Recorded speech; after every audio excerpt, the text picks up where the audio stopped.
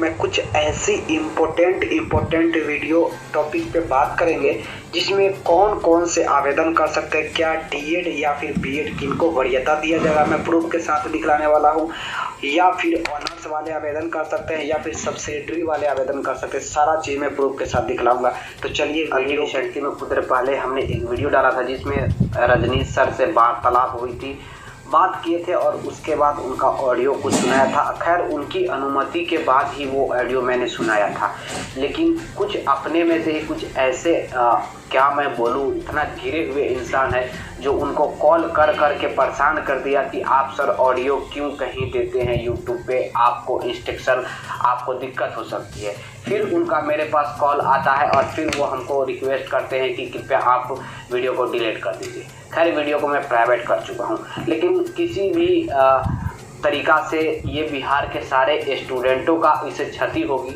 अगर वो हम लोगों के लिए, आप लोगों के लिए, या मैं आप लोग के लिए, या फिर जो भी एक्टिव मेंबर कार्य न करे तो बिहार के सारे स्टूडेंटों को उससे क्षति होने वाली है। मैं ये नहीं चाहता। कुछ अभद्र किस्म के इंसान, कुछ निगेटिव मेंटलिटी के इंसान के कारण ये सब कुछ हो रहा है, फिर भी मैं इग्नोर करते चल रहा हूँ। चाहे जलन भावना के तहत भी वो कर सकते हैं, किए होंगे, मैं नहीं जानता हूँ आखिर कौन ऐसा किए हैं। खैर, चलिए छोड़िए। आज दोस्तों मैं बात करूंगा बड़े पैमाने पर। देखिए, इस प्रकार की एक्टिविटी नहीं करना चाहिए, मैं यही कहूँगा, क्योंकि उनकी अनुमति के बाद ही मैं उनका ऑडियो लिया था। आपको अगर आप बोले तो मैं वो भी सुना दूंगा कि उनसे मैं पूछा भी था, लेकिन खैर उनको परेशान कॉल करके परेशान कर दिया गया। तो वो हमसे कॉल करके रिक्वेस्ट किया कि आप कृपया वीडियो को पब्लिक या प्राइवेट या फिर डिलीट कर दीजिए, नहीं तो फिर अब हम किसी भी स्टूडेंट से बात नहीं करेंगे कभी भी। तो फिर हमें करना पड़ा दोस्तों। चलिए बात करते हैं। आज हम कुछ विशेष मुद्दा पे बात कर लेंगे। इस विशेष मुद्दा में आज क्या बात होगी कि कौन कौन से अभ्यर्थी आवेदन कर सकते हैं इन 7वीं चरण शिक्षकों की बहाली में। इस मुद्दा के ऊपर आज हम बात करेंगे। काफ़ी संशय की स्थिति है, क्या डीएलएड वाले, कौन से डीएलएड वाले, खासकर 6 to 8 को लेकर आप लोगों के बीच बहुत ज़्यादा कन्फ्यूजन था। क्या सब्सिडरी वाले स्टूडेंट अप्लाई कर सकते हैं या नहीं, उसका प्रूफ भी मैं आप लोग के लिए लेकर आया हूँ। कौन कौन आवेदन कर सकते हैं, एकदम बिहार सरकार का नोटिस लेकर आया हूँ आप लोग के बीच। ये मेरे पास अभी 2012 का नियमावली आप लोग के बीच दिख रहा होगा। ये नियमावली में 6ठे चरण के शिक्षकों की बहाली में यह सारा प्रोसेस अपनाई गई है। तो कहा जाए कि जो 2012 के नियमावली जिस प्रकार से बहाली हुई है, सेम उसी प्रकार से होगी। थोड़ी बहुत कुछ एडिशनल जोड़ा गया है 2020 नियमावली में। पहले मैं 2012 के नियमावली से आपको समझाने का प्रयास करता हूँ।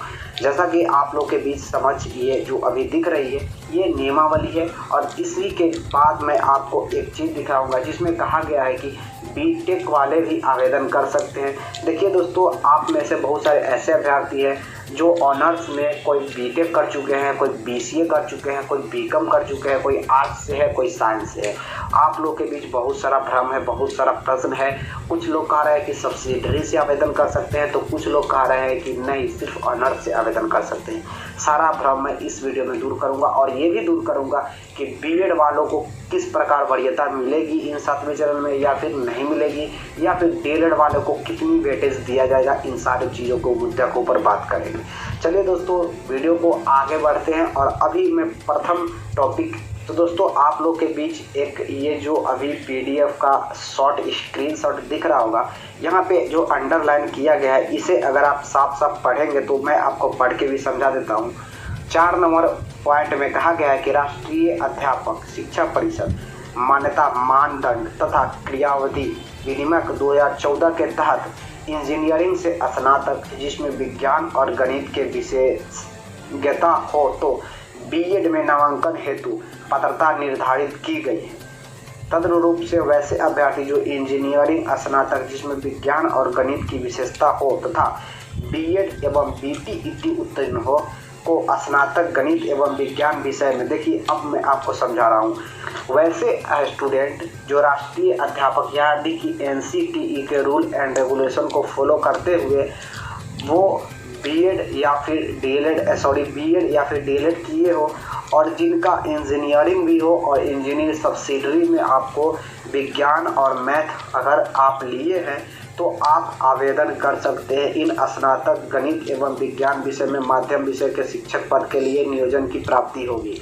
तो कहा जाए कि आप आवेदन करने के लिए एकदम सेटिस्फाइड 100% माने जाएंगे अगर आप इतना काबिलियत रखते हैं। तो अगर आप बीटेड किए हुए हैं, बीसीए वाले का काफ़ी सारा प्रश्न था कि बीसीए वाले आवेदन कर सकते हैं या नहीं, तो आपको दोस्तों बता दूं कि बीसीए वाले के लिए काफ़ी ऑप्शन होती है। बीसीए वाले अभ्यर्थी आवेदन सबसे पहले तो कंप्यूटर साइंस की जो टीचर की बहाली होती है उसमें कर सकते हैं। अगर आपने बीसीए किया है तो आपको सब्सिडरी में आप जो भी लिए हो, चाहे आप मैथ लिए हो या फिर जो कुछ भी लिए हो, केमिस्ट्री लिए हो, फिजिक्स लिए हो, सब्सिडरी में अगर आप साइंस का किसी भी प्रकार के सब्जेक्ट लिए हो तो आप आवेदन करने के लिए इच्छुक माने जाएंगे 6 से 8 क्लास के।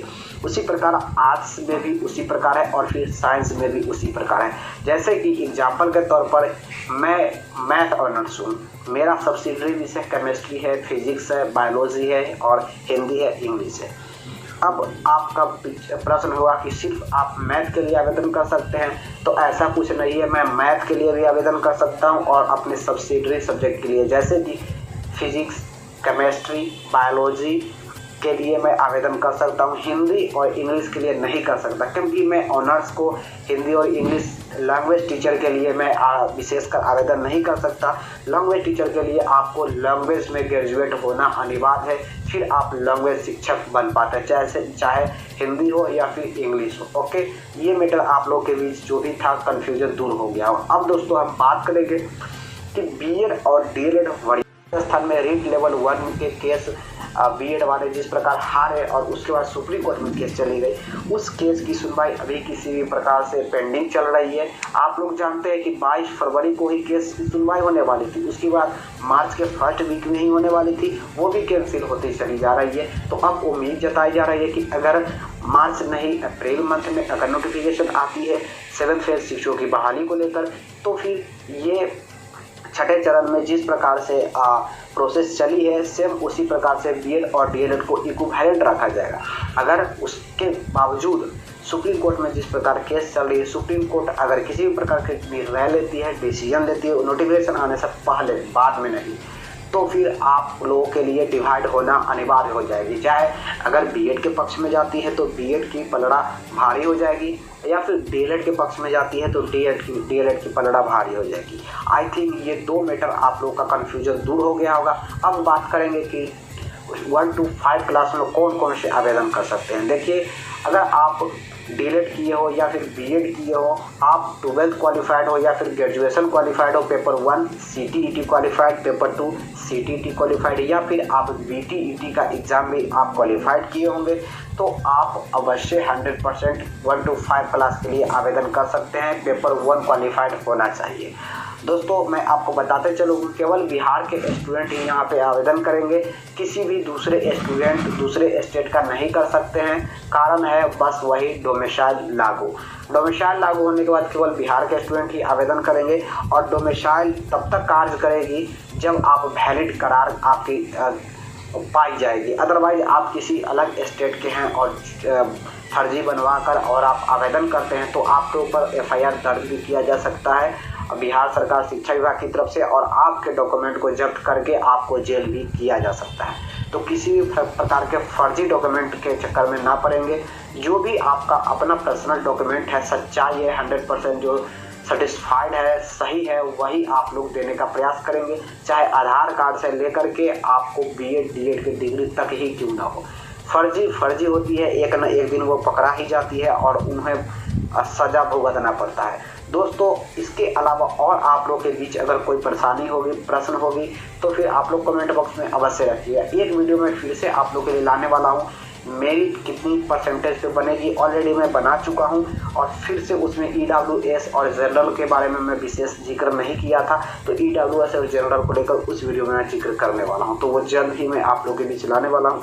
तब तक के लिए जय हिंद, जय Bharat, have a nice day. और किसी प्रकार के इसके अलावा प्रश्न हो तो अवश्य कमेंट बॉक्स में कमेंट कीजिएगा, वीडियो को लाइक कर दीजिए। अभी तक आपने चैनल को सब्सक्राइब नहीं किए तो अवश्य कर दीजिए। जय हिंद, जय Bharat, have a nice day, take care, bye bye.